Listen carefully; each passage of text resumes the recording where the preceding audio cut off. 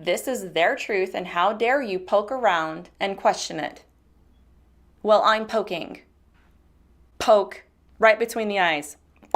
I'm questioning. I hope to be a poking, annoying thorn in the side of this aggressive agenda, and I will go down fighting, not letting my kids being taken captive by it.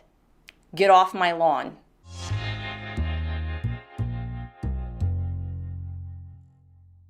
Okay, first, right off the bat, I just want to be clear that I understand that not every parent can homeschool.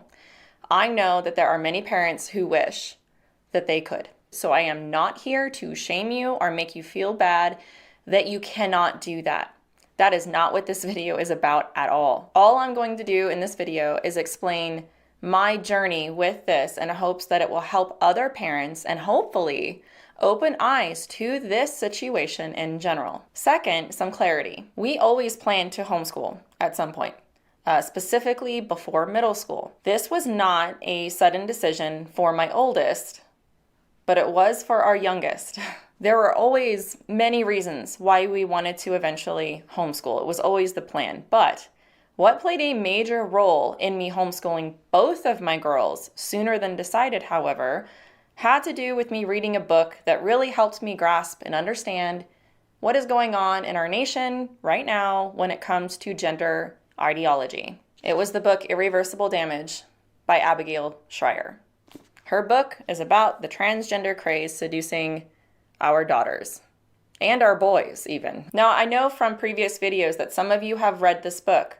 I would probably guess that most people haven't, but to give you some idea of what this book is about, I'm going to read the description. I'm not going to read the whole thing, I'm going to read just part of it. Until just a few years ago, gender dysphoria, which meant severe discomfort in one's biological sex, was vanishingly rare. It was typically found in less than 0.01% of the population, emerged in early childhood, and afflicted males almost exclusively. But today, whole groups of female friends in colleges, high schools, and even middle schools across the country are coming out as transgender. These are girls who had never experienced any discomfort in their biological sex until they heard a coming out story from a speaker at a school assembly or discovered the internet community of trans influencers. Unsuspecting parents are awakening to find their daughters in thrall to hip trans YouTube stars and gender-affirming educators and therapists who push life-changing interventions on young girls. Coming out as transgender immediately boosts these girls' social status, Shrier finds. But once they take the first steps of transition, it is not easy to walk back. She goes on to explain that she wrote this book to know how we can protect our daughters. And I would honestly say that this is for the boys as well. Now, as I mentioned before, when I read this book, I felt so convicted to pull out both of my girls. And again, I want to stress that this may not be what every parent decides to do or even can do, but for me, I knew this was the right thing for us. And also, no, this is not a Christian book, but it was a starting point for me to really understand this cultural craze when it comes to adolescent girls suddenly wanting to change the very fabric of their identity because of a social contagion. In fact, if I'm perfectly honest with you guys, I was extremely intrigued that this wasn't a Christian book. We do this in apologetics, reading another perspective outside of Christianity that helps affirm it. Well, in this case, reading a non-Christian perspective about gender ideology was very beneficial. This book kept coming up within, my social circles in this last year, and it was when Greg Koukl mentioned it, someone I highly respect, that I decided to actually read it. Now, because it's not a Christian book, I do just want to tell everyone that if you do decide to read it, there might be a few parts that are pretty forward when it comes to the language that Miss Shrier uses. So, heads up. And beyond that, of course, I have a different viewpoint of God and the nature of mankind, which I think is a huge gaping hole in this whole thing. So I would say I would disagree with her on certain things, but nonetheless, I will gladly link arms with her about the message of this book and the goal that's grounded in reality and truth. So how exactly did it play a part in me homeschooling my girls? I'm going to share 5 things that this book did for me when it comes to making this decision. And it was hard to narrow it down to 5 because this is a big book. Number 1, trans ideology is a social contagion. Schools encourage it. Parents go along with it. The culture and media celebrate it. I mean, you gotta be 18 to get a tattoo, 21 to drink, 16 to get a license because you're too young and dumb to make such permanent and dangerous decisions. But if you want to change your pronouns, get top surgery, take hormones that will do irreversible permanent damage to your body without your parents' knowledge or consent, then it's celebrated. That is our culture's logic today, folks. Kids don't avoid risky behaviors that their peers approve of. They embrace and adopt them. There is a social incentive to identify with an oppressed group, to identify as a victim. Suddenly, you're brave. You have a voice, and nobody can question it. Over 90% of these girls who suddenly identify in the LGBTQ crowd are white. You're an oppressor. Suddenly, you went from oppressor to oppressed by identifying as a minority group. Kids feel like they suddenly have power that cannot be taken away from them. Now, I can personally attest to this in my own state, that many kids in middle and high schools are supposedly under the LGBTQ umbrella. My oldest is 12, and I can see this stuff in her peer group. I live in New Mexico, a state that is very progressive with this kind of stuff. Many girls identify as being part of this group. It's not cool to be cisgender. This is trendy. It doesn't matter if they actually are trans, bi, or non-binary, or whatever. They have to be under the umbrella in some way because they're now a part of a tribe, a group that they feel connected to. Number 2, this is in our schools, and sometimes it starts in the schools. I might have a lot to say about this one. Chapter 4 about the schools was probably the most eye-opening for me personally. Realizing that if my daughters were at school at some point, whether mid or high, and wanted to change their pronouns or even get hormones at some point, she could do so without parental consent. Schools across America are teaching as young as kindergarten that biological sex and gender are separate. How in the world did this even get into our schools, though? And what I found stunning is a twist that I never expected. A lot of this is because of gender activists. They supply the curriculum, the speakers, and teacher training for schools. There's the genderbread person, gender unicorn, and much more that are introduced to our kids. And this is interesting because scientifically speaking, this is garbage, and they know it. This is political, not scientific. But nobody will say no to this. This is a social justice matter. So if you get in the way, you're made out to be in the way of progress and true equity and equality. You can't just listen to your kids anymore. You must agree with them. Now, the schools aren't forcing this ideology, but they are definitely creating an environment where it's basically an LGBTQ plus safe house. And I commend the schools that are fighting this. For most, though, this is enticing. It's like joining an elite club. There's a sense of moral superiority where you feel like a civil rights leader. You're an activist. Another aspect that I found very surprising is that this is harbored under the purpose of anti-bullying. This is the package that this stuff came in to get in the schools. This is morally appealing, and parents who are immersed in their kids' safety find that this is really hard to resist. They're told that this will protect their children.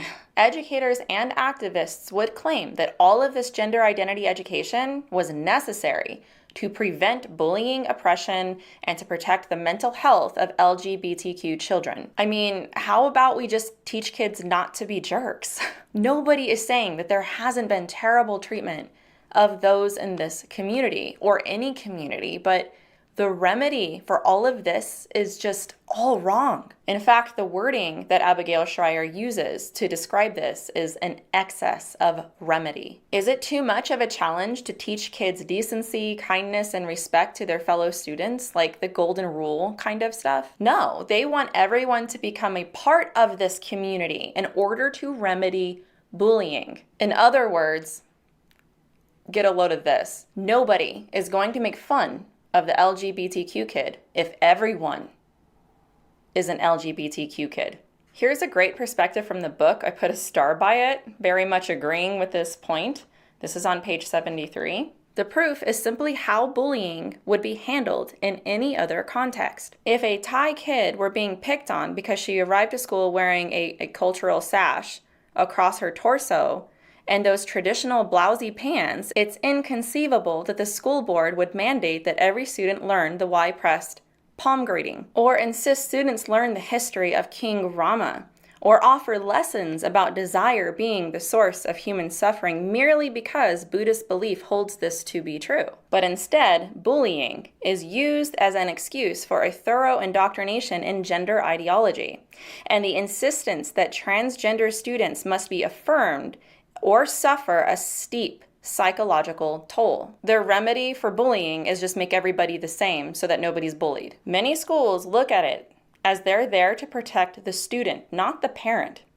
Now, she ends the chapter talking about safety. And again, I'm just going to read this to you because she says it better than I can. There are endless forms of abuse, it seems, invented by the gender ideologues. There is even spiritual abuse, using spiritual beliefs to justify abuse by forcing others to adhere to rigid gender rules. Like, for example, she says, perhaps there are students who might venture, I'm a Christian. I believe you're a boy, not a girl, as you say. To them, that would be considered abuse, spiritual abuse. Now I'm going to read another paragraph down. Quote, and that's when it dawned on me what all this safety is about. Why schools must declare themselves safe zones for LGBTQ students.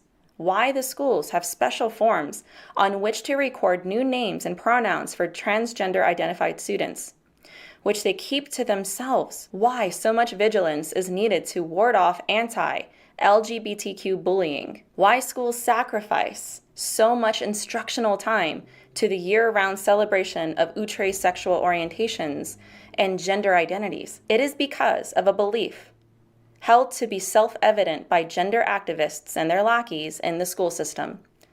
Bullies are forever circling trans-identified students. They torment these kids whenever they fail to affirm them. They cruelly refuse to use the kids' new names and even sometimes reject the kids' transgender identities altogether. These bullies must be beaten back with every new LGBTQ policy. They are the barbarians outside the schoolyard gates that teachers are working so hard to fend off. Children's welfare, as defined by activists, is not their priority. These bullies, they aren't even embarrassed by their own ignorance. They really shouldn't even be considered at all, except that America's backward laws insist on allowing the intrusion. They go by the names Mom and Dad. Parents, we're the enemy. You're the bully if you don't get in line. I could probably spend a whole video on just this topic, but on to number 3. This reminds me of a cult. Ever studied cults? Ever talked to a cult member? It's as if they're speaking a completely different language and their minds are controlled by a foreign narrative that has such an ironclad hold on their thinking that getting through to them seems impossible. When you challenge them, you're the enemy. Now, my first love in ministry was learning about cults. I remember learning about the bite model from a cult expert. The bite model is a great way to show a pattern with all the cults, which is a control over behavior, information, thoughts, and emotions. And there were so many parallels as I was reading that throughout this book, I wrote in the margin, that sounds kind of culty. That's kind of like a cult leader. That sounds like a cult. Wow, this sounds like a cult. Then imagine my surprise when those exact words were used by a woman in chapter 10 who detransitioned to insist that it was like escaping a cult. And I was like, that's what I said. She even used a cult term, love bombing. This is where a group overwhelms you with acceptance and love. You feel an embrace and an immense positive reinforcement from this group, and it seems like a dream. You feel like you belong, you feel home, you become agreeable, welcomed into the tribe, not realizing you're signing up for something that, if you were to later question, would cost you everything. This acceptance and love is conditional. Here's a quote from the book on page 188. The gender ideology world she inhabited was a cult, she insists, because when you're inside, you believe non-reality and you disbelieve reality. If that is not the theme of this movement, I don't know what is.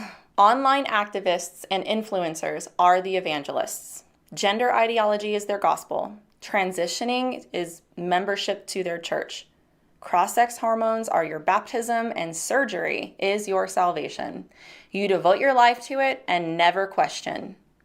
Wash, rinse, repeat. To this group, experience and opinions trump data and facts because experience is more authentic than that. The ones who hold the real truth are in this group.